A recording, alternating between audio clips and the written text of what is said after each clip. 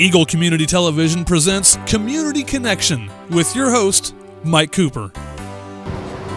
Welcome to Community Connection from Eagle Community Television. Thanks for watching, and thanks to our producer, Jeff Durall. We are in the Ellis County Historical Society Saloon. You'll probably note the atmosphere of the dim lighting and the atmosphere of the saloon setting itself. Probably the only thing missing at this point is the smokiness. But we welcome you to our visit with a recent Hayes visitor as part of the Wild West Fest. Coming back to us again is James Butler Hickok. And welcome back, Mr. Hickok. Glad to be here, sir. As a part of the media, we understood that you were coming back to Hayes for a visit. What brings you back to Hayes City, Mr. Hickok? Actually, I just married a lovely lady. I'm taking her home to Cincinnati, and we just decided to stop by on the way back, visit old friends like Tommy Drown, Patty Walsh. And that lady to whom you are referring is your bride, Agnes, is that right? That is correct. The lovely Miss Agnes Lake Thatcher Hickok. How did you two meet, Mr. Hickok? I was marshalling after I was marshal here. I was the marshal in Abilene, Kansas. Mm-hmm. And she brought her circus to town. She was a circus, and is a circus owner. She brought the circus to town on a train. I met her there. That was several years ago. And we finally met up in Cheyenne and became married it's been 2 short weeks ago, I believe. Was the attraction mutual, or did you see this fine lady and decide I'd like her to be my wife? Was she reciprocal? The attraction was mutual. She thinks I'm fairly good looking, and of course I smell wonderful, so. As a dashing dresser and such, but that is a very important part of your persona, I believe. Not only the clothing, but also something that was kind of unusual for the Old West. Regular bathing. I believe firmly, take a bath every day. Now you mentioned marshaling. You have really been very connected to law enforcement throughout your career, haven't you? I was elected to be a constable in Monticello Township outside of Kansas City before I could vote, sir. I couldn't even vote in the election for myself, and they still elected me constable in Monticello Township. Following the late war, while scouting for the Army, I was named as a deputy U.S. Marshal. Have pretty much maintained that position throughout my life. Came here to Fort Hays, still scouting for the Army, still occasionally acting in duties as a deputy U.S. Marshal. After Hays, then I went on to Abilene, and pretty much when I left Abilene, that was the end of my law enforcement career. I kind of retired there. But you had many more opportunities for employment. I understand you hauled freight, you drove stagecoaches. When I started life, I was hauling freight for the Russell's, Majors, and Waddell Company. Drove stagecoaches for them on the Overland Trail. Mm-hmm. Made trips to the Mormons in Salt Lake and the Spanish people in Santa Fe. There's probably a lot of the country I've seen that a lot of people haven't. Mr. Hickok, I understand that you like card games, and as a matter of fact, we hear references to the game of Pharaoh. Now, explain that a little bit. Is that a kind of a poker, or is that... It was the early table game of the Old West. we had two games that basically you could gamble with. One of them was roulette wheels, which you can play back east. Roulette wheels do not travel well on covered wagons. So we had the other table game we have is Faro, which is just a very simple game. Requires a Pharaoh layout, which you see in front of you, sir. The 13 cards of the deck are laid out in their particular pattern. And it's a relatively simple job, or simple game. It was named Pharaoh. It was developed in France, and the early French cards contained pictures of Egyptian dynasties, a la Egyptian pharaohs. So in France, it's Pharaoh, and please forgive me, P-H-O-A-R-A-H, maybe. When it came to this country, we developed it into Pharaoh, F-A-R-O, which spell better. Simplified it considerably. Most people unable to read in this neck of the woods couldn't even read simple words like Pharaoh. So it became known as riding the tiger. And you went down, you rode the tiger, or you pulled the tiger's tail. So whenever you see a photograph, a picture of a tiger, you know that there is a Pharaoh table in that establishment. Hence the depiction of the tiger on the wall of the Ellis County Historical Society. That is correct. That I have. These would have been your cards then, the ones that are closest to you. I would have been across the table with those cards? You would have been sitting across the table from me, or standing over there. I would have been simply dealing. The object is for you to guess the next card down. You can see a 7 of clubs that's sitting up here on the top of the deck, and that's the loser card. The next card down is the winner card, and if you can guess what it is, I'll give you money. And if you guess wrong, you're going to pay me money. And the bet is established between the two players then? The bet is just you betting against the house or the dealer. You being the house or the dealer then? Yes, correct. So, and if you guess wrong, and you're only betting, for instance, you decide you want to pick a number, sir. I'm not going to bet for you. This one? Okay, which happens to be an 8. So you're going to bet you $20 on your 8, that being your $20 gold piece. This is the losing card, which is the 7. And the next card down is also a 7. I don't know how that happened, but nonetheless, your bet on 8, you're safe. You've got absolutely nothing going on at this point. So now I would ask you to bet again.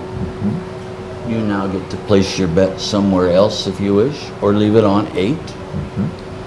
Then we'll deal 2 more cards. This one comes off. The loser card is a 2. If you bet on 2, I'm going to take your money. And I pay. And there's a 9. 9. So again, we're sitting on nothing. Nothing's happened. I'll call for a change of bets. We'll deal 2 more cards. And it's just a matter of going through the deck 2 cards at a time. Loser being 3, and the winner being the ace. So I can either stick with this bet or I can change the bet if I wish. You can jump around and change it however you wish. Generally, a $20 gold piece then was the typical bet then. The typical bet in 1869 probably was a nickel. A nickel. A nickel. Okay. $20 would be a high roller. $20 was a lot of money in those days, let me tell you. Was Pharaoh just a card game of entertainment for you, Mr. Hickok, or a way of earning money? I played Pharaoh. I would tell you that I did not deal Pharaoh very much. I would play Pharaoh as entertainment. My game actually is poker, sir. I love playing the game of poker. Tell me about your law enforcement experience. You've related now cases of you being working as a constable in Johnson County, Kansas. You worked as a scout for the Army. Got to meet George Custer at that point, I guess. Was his favorite scout. In fact, he gave me the sash that I wear. Off of his uniform, and he gave me a sash. As a token of appreciation and friendship. And I still wear it. It's pretty. Also, rather than the typical holsters we see, you have a little different way of holstering your guns, don't you? I carry them butt forward. I've carried them butt forward my whole life. There's really sound reasons for doing that.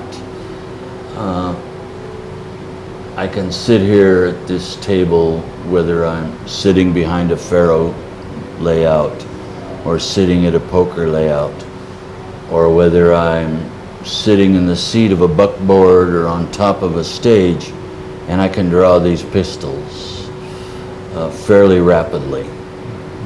Where if I wear them butt to the rear, it's harder. It's easier to get them out on horseback when you're wearing them butt forward. And there were instances, as we have heard in your career, in your earlier visits to Hays City, where those pistols had to come into play, did they not, Mr. Hickok? Well, I do hate to remind everybody, but yes, I have been called upon to dispatch less than desirable people to the hereafter. Bill Mulvey first, and then Sam Strawhuman here in one of the saloons. The next winter after that, when I returned briefly through Hays, I got into a bit of a scuffle with troopers from the 7th Cavalry and ended up having to shoot and kill one of the soldiers here in Patty Walsh's saloon downtown. Mr. Hickok, is it not because of the lawless element, if you will, of Hays City? We understand that at one time, some 57 saloons in the city itself. There were the other houses, if you will. Yes. Quite a lawless element came to Hays City, Mr. Hickok. Well, I don't know if you were in Hays then, sir, or a recent arrival, but during the time that I was marshal here, the railroad stopped right there. This was as far west as you could go on the railroad. This is what brought us 57 saloons, 36 houses of less than desirable ladies. I saw the quote somewhere, I read it. It's gone from my memory about the number of places in town at that exact point in time. But this is as far as you could go on the railroad then. Now you can get on the train and keep going west. Then it was, if you wanted to go farther west, you had to get on a wagon, or get on a stagecoach, or walk. So as buffalo hunters came west, this is where they unloaded. This is where everybody unloaded.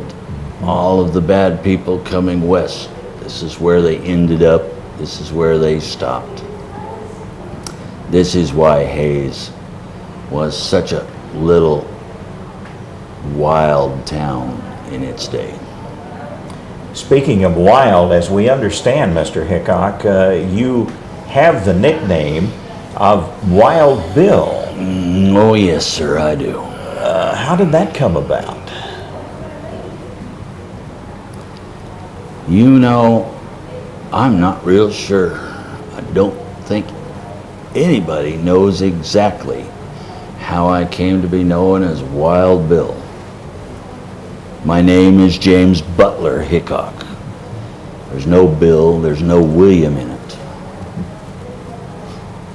My father was named William. There were people that called my dad Bill. I suppose as I grew up, people occasionally called me Little Bill. That's fairly normal, I think.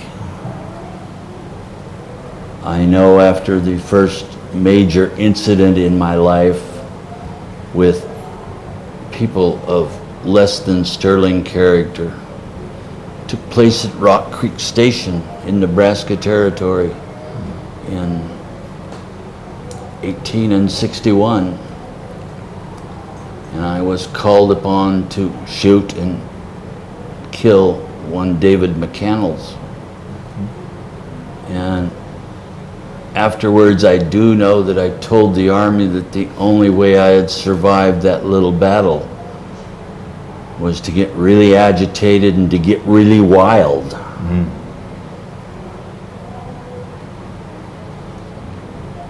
I just know that somewhere along the line, people started calling me Wild Bill. And I was Wild Bill when I was here in Hayes before.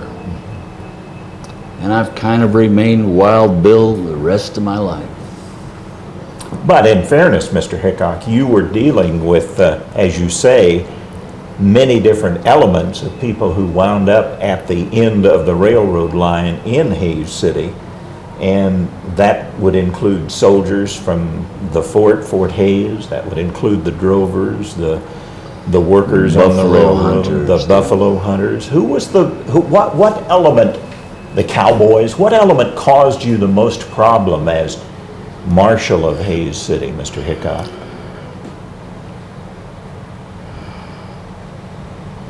It was that category of gentlemen that were none of the above. They were just the bad guys that were trying to get by. They weren't soldiers, although I've had my fair share of problems with the soldiers. It was mostly just those less than desirable characters that carried on, acted up. Bill Mulvey gets drunk, decides to shoot up the town. He doesn't really hit anybody, but that's because he's so drunk. I know it was not nice of me, but what am I supposed to do? The best thing I could do was simply step out the door and put an end to it, and I did it the easiest way I knew how, with a bullet. I buried him the next morning. And like him and Mr. Strawhewn both, after I killed him, without a preacher here in town, I personally rode with him up to the hill, and I read out of the good book over him, which is best I could do. I think in fairness, Mr. Hickok, we'd have to say that you were really looking out for your own interests, because these, and again, alcohol playing a big part of their behavior, they would have just as soon shot you as look at you, probably. They would have shot me just as fast as I shot them. I'm just faster. Mr. Hickok, thank you very much for taking the time with us today. I know there are people waiting for a Faro game with you, so we'll say our goodbyes today on our community production of Community Connection. And after our break, we're going to return and meet the man behind James Butler Hickok and find out about Dave Wood as our Community Connection continues on Eagle Community Television. We need to talk. You are not my friend. I can't depend on you. You look ugly in my yard. What have you done for my community lately? Nothing. It's not me, it's you. I want you out of my life. I'm ditching you and switching to Eagle.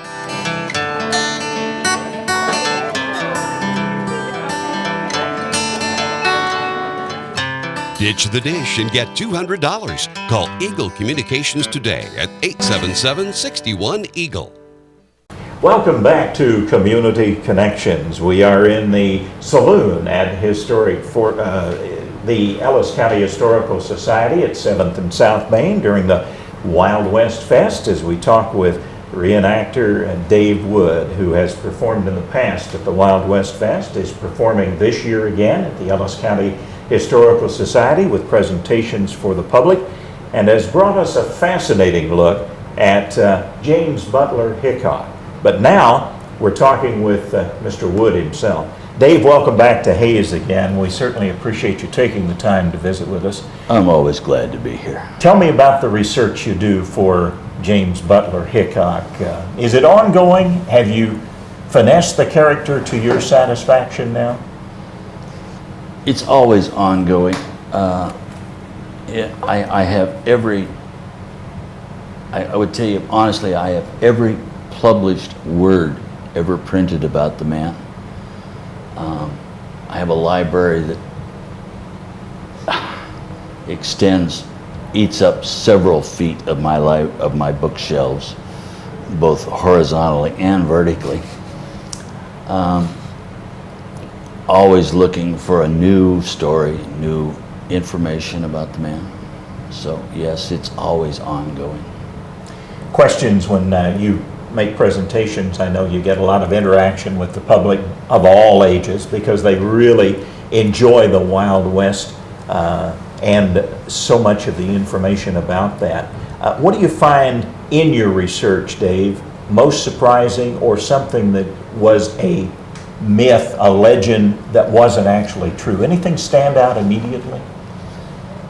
Well, probably the major myth about him is this story of him and Calamity Jane.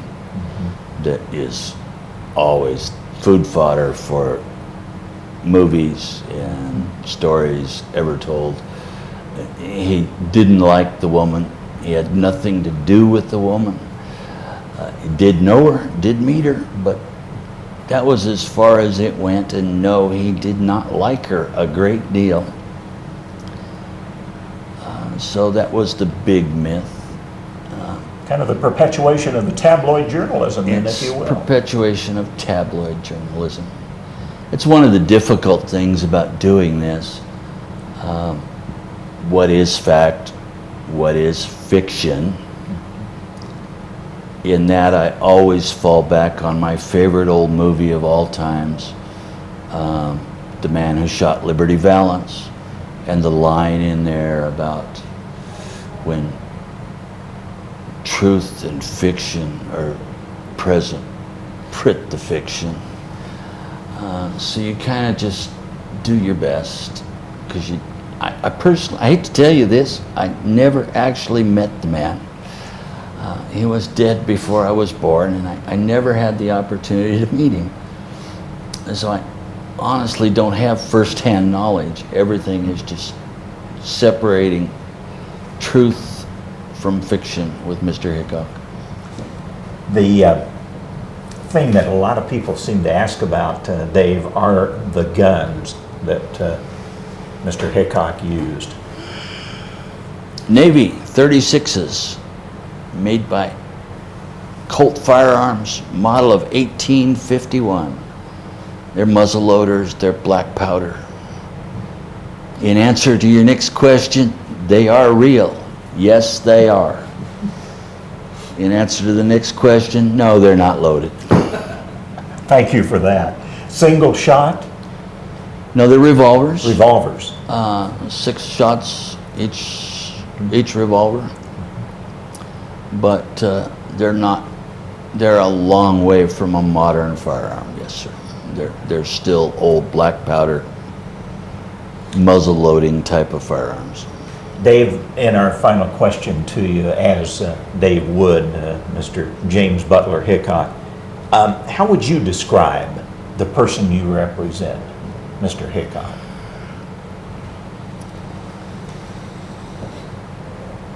He was a quiet man with a great sense of humor. He made wonderful jokes. He was a gentleman. He was courtly to people. He said hello. You pushed him about exactly half a centimeter, and then he shot you. So he was nice to you right up until the time you pushed him over the edge. Dave Wood, James Butler Hickok from the Ellis County Historical Society and Community Connection. Thanks to producer Jeff Durall, and thanks to you for watching Eagle Community Television.